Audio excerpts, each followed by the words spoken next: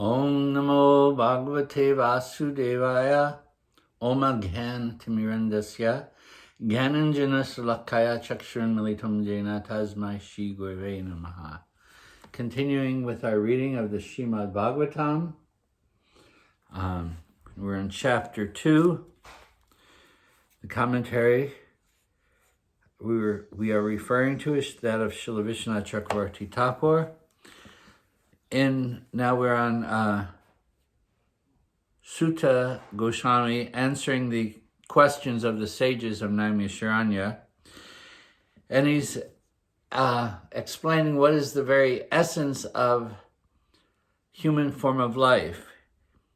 And it is not, here he says, it is not for sense pleasure. The goal of life is inquiry. This is from verse 10. The goal of life is inquiry into the highest truth. The Vedanta Sutra expresses that too. Atato Brahma Jigas. Now that you have attained this human form of life, you must inquire about the nature of truth. What is to be accomplished by prescribed duties? That is not sense pleasure, but it is to please the Lord. Vadanti tat tattvavidas tattvam yajunam advayam brahmeti paramameti bhagavan iti sabdyate. So what is that supreme truth now that we should be inquiring about? So now he answers that. The knowers of truth will call that supreme truth Advayam Jnanam, the supreme conscious being, who is known threefold: as Brahman by the Gyanis, as Paramatma by the Yogis, and Bhagavan by the devotees. Commentary. What is that highest truth, tattvam, that one should be inquiring about? This verse explains. It is Advayam Jnanam. And what is Jnanam? It is called Brahman. What the Gyanis call Brahman is Jnanam. According to them, it is without form, Brahman, without distinction of the knower and the known, a condition of consciousness alone. But that same Jnanam is called Paramatma by the yogis. So he's known in different ways according to our approach. So, for the Gyanis, he is Brahman. But for the yogis, he is the Paramatma, the Lord within the heart. This Jnanam is Advaitam, because of oneness between him and his Shaktis, the Jiva and the Prakriti. Because, as cause, he pervades the effect, this universe. He is everywhere present. He is in the heart, but yet he is everywhere present. Paramatma is non-different from his form and abodes through particularization of his consciousness aspect. According to the yogis, the form of Paramatma is still pure Jnana, because his form is also the same as knowledge, what is to be known. He who pervades this entire universe, who is situated within the heart, that Paramatma. Even though he is pure Jnana, Paramatma is also the shelter of Jnana, because he performs functions such as acting as the witness from within the heart. Paramatma is just like the sun or a lamp. Through the sun, though the sun is the very form of light, it is also the possessor of that luminosity. But that same Jnanam, or knowledge, is called Bhagavan by the devotees. He is called Advayam because material energy is the Shakti. And the Shakti and the Shaktiman are one. There's no difference between the Lord and his energy, just like we give the example of the sun and the sunshine. There is no sunshine without the sun. The sun has to be present for the sunshine to be there. So everything that exists is an aspect of the Lord. Therefore, the meaning of Advaya Jnanam, he is everything, and yet he is distinct from all. He is the supreme Bhagavan, personality of Godhead. He is completely different from the jivas because the jivas are distinct amsas or parts of the whole. And because no one is in the same position as the Lord, Advaya meaning he has no equal. According to the devotees, though Bhagavan is pure Gyan, as the yogis and the Gyanis agree, he has a form possessing 6 qualities, and thus he is known as Bhagavan, the possessor of Bhag. They are non-material qualities. He is the very form of pure consciousness, but he is the possessor of all qualities. Beauty and knowledge. Everything that has its aspect within the Supreme is seen here within this material world. Therefore, we know that God has form because we are attracted to form. We're attracted to knowledge, we're attracted to beauty, we're attracted to fame and wealth and like those things that are prevalent within this world. Everything ultimately has come from the Lord, and that which is come from the Lord is also attractive to the jiva within this world. But he is misidentifying the temporal for the eternal. Therefore, this serious, inquisitive student or sage, well equipped with knowledge and a sense of detachment, understanding the temporary nature of this world, realizes that absolute truth through the rendering of devotion, devotional service, after hearing from Guru. This verse describes the practice to realize tattva. The sages, the Gyanis cultivating contemplation, the yogis and the devotees, see that Gyan of 3 forms by bhakti. Those who conceive of Gyan as Brahman realize the jiva as the Lord, Tattvamasi. You are that. You are none different from him.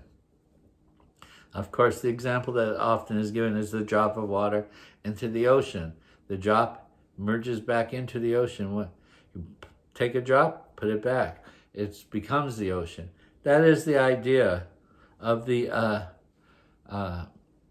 followers of that system of Gyan, where everything is of the nature of Brahman. But the devotees of the Lord, who see the Lord as Bhagavan, and know him also as the Paramatma, the Lord within the heart, the witness, understand that ultimately everything exists because of him, and he is a personality. He is the supreme personality, Bhagavan. So the sages realize their form of the Lord by bhakti, which is first heard from the Guru, and then practiced. In other words, the spiritual master gives instructions, and then we must practice those instructions, what to do, how to achieve. The word bhaktya is used here in its conventional meaning, indicating hearing and chanting about the Supreme Lord, Bhagavan.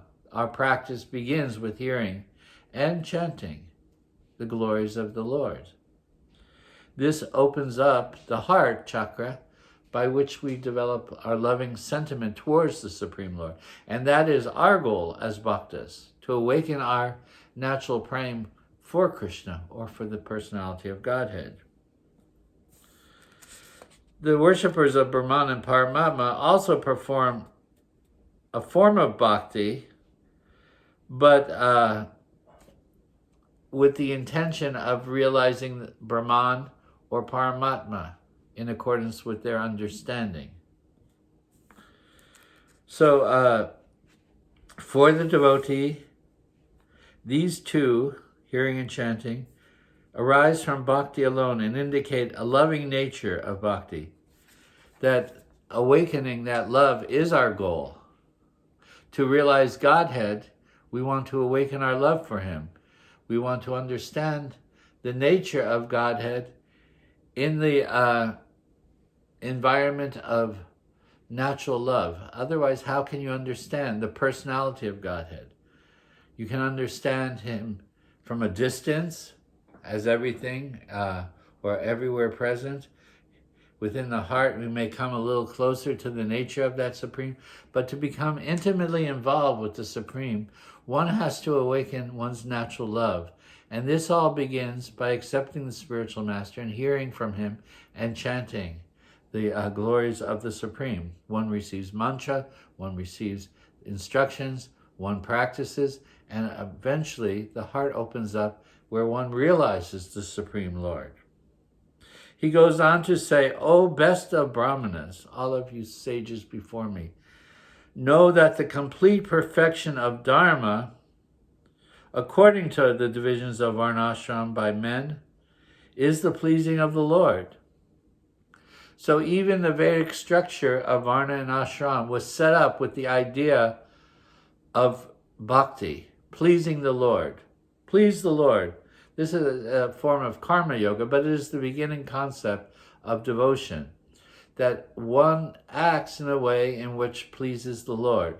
So in the Varnashram system, one also acts in accordance with one's nature, whether one be a Brahmana, a Kshatriya, Vaishya, Shudra, one be sannyasi, one be householder. You act in accordance with your Varna and Ashram for the purpose of pleasing the Lord. That is the fundamental principle of Vedic society, the Varnashram system. Prabhupada once clarified that we are not Hindu, we are Varnashram, in the sense that what is actually termed Hindu is a foreign term, but the actual definition is Varna Ashram, the followers of Varna and Ashram. But this was also just the basic aspect of society, that all members of society should act in a way and one pleases the Supreme. And you can do that from the very beginning of your life by learning the principles of devotion. So this Varnashram society was based on devotion to the Lord. Of course, the higher aspects of devotion must grow through the natural awakening of praying within the heart.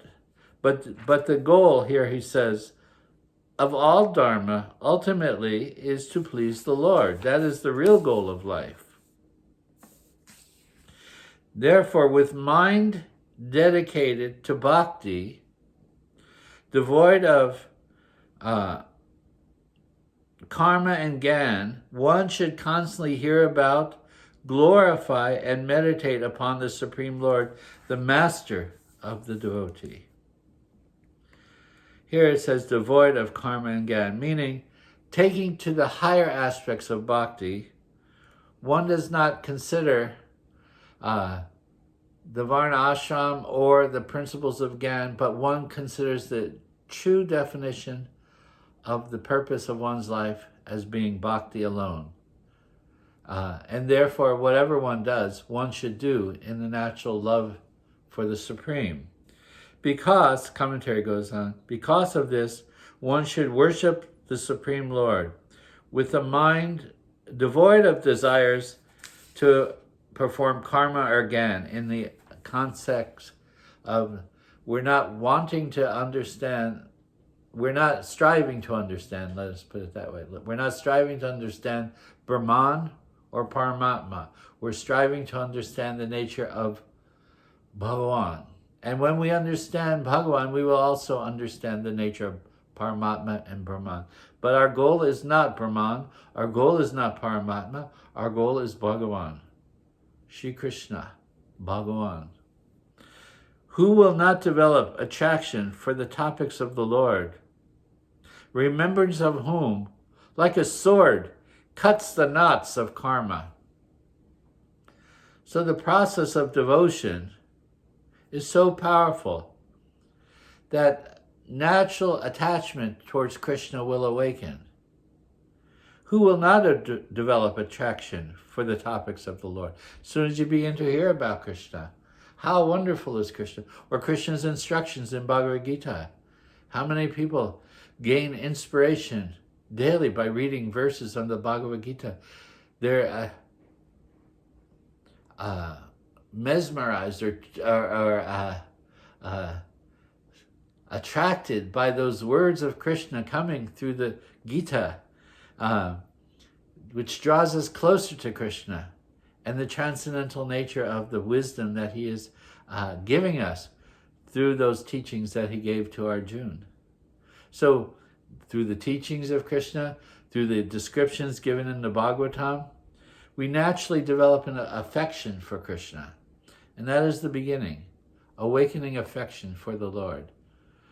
Affection grows into deep attachment, loving attachment.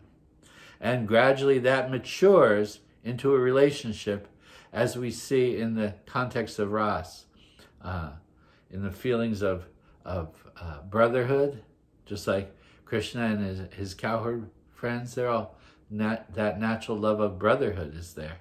Or in the romantic feelings of the gopis, or the parental feelings of the elders of Braj.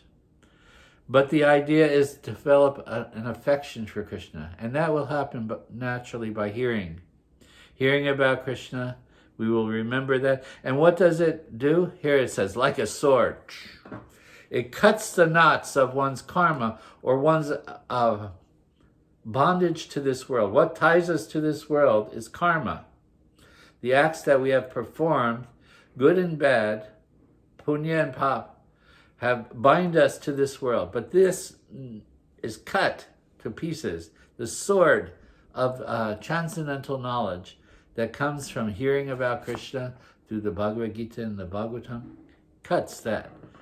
And thus the knot of karma is cut. What does that mean? One is actually liberated. One becomes liberated when the knots of karma are cut. And so the Bhagavatam and the Bhagavad Gita, this wisdom, which awakens attraction for the Lord, actually cuts the karmic bondage that the jiva has to this world. And therefore, he begins on the liberated platform. Sometimes it is described that the devotees of Krishna are all liberated, even while acting within this world. Why is that? Because the knots of karma have been cut, and now one lives a life in which devotion to Krishna is the primary focus of one's mind.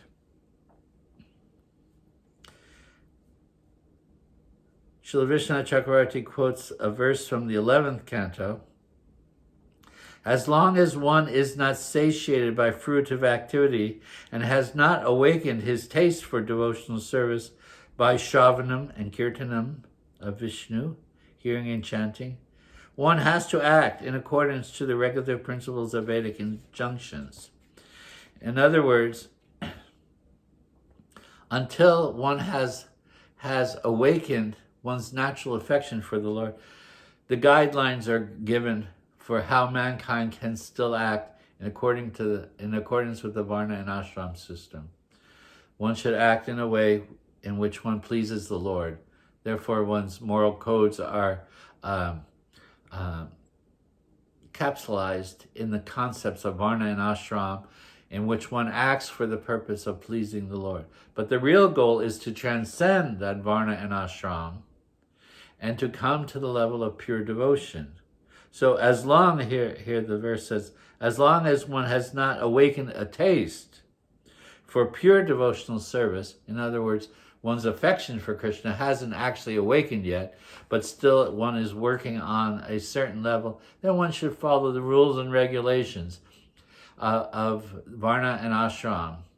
We may accept that principle in the sadhana level of bhakti also, where, because Varna Ashram is not very prevalent nowadays, of course, the principles of sadhana bhakti guide our life. And once one awakens a natural devotion, one will naturally feel the inclination towards rag. Rag means natural or deep attachment towards Krishna. And one wants to awaken the feelings of the inhabitants of Braj, how to love Krishna. That is the actual goal. How? How can I learn to love Krishna? So that is called Raganuga Bhakti. So, but until that awakens, the principles of sadhana bhakti will guide one's life. O Brahmanas, therefore, attraction for topics concerning Krishna will arise by service to the great devotees, followed by faith, by surrender to the feet of the pure Guru, and by the desire to hear. Now he's giving a conclusion to what he is saying. Hear how the topics for Krishna of the Lord arises. It arises by service to the great or pure devotees of the Lord. That is how one develops attraction. One has to serve Krishna's devotees. It is a principal cause of our awakening of devotion towards the Lord, caused by the good fortune of the mercy of those great devotees. So, this is an important subject matter. How do you develop attraction for the topics of the Lord? How does that arise? It arises, he answers then, by service. Service to the pure devotees, caused by the good fortune of the mercy of those devotees. One then finds natural devotion towards the Lord arising. The devotee of the Lord is he who carries, he or she, carries Krishna within their heart and distributes Krishna through their words and through their actions and like that. By faith, one takes shelter at the feet of the Guru. Punya Tirtha Nisevanat. By good fortune, one takes shelter at the feet of the lotus feet of the spiritual master, and then hearing, just like Krishna in Bhagavad Gita, he says, one has to take shelter at the feet of Guru. Those instructions are given. He tells Arjuna, you have to hear and serve. That is the process. According to the Amara Kosh, water worshipped by sages, Guru, Path, are the cause. Being eager to hear those topics, he develops taste for those topics. Means it flows through the ear into the heart and quenches that thirst which we are all wanting. What is it that we want within this world? We want to quench our thirst. That is, remove the suffering and experience happiness. And the real happiness of the soul is in devotion to Krishna. And that arises by hearing and quenching the thirst and tasting the ras of devotion through the process of service to Guru and Vaishnava. Jai Gaur Premanandi Hari Hari Bol. Jai Shri Radhe Shyam.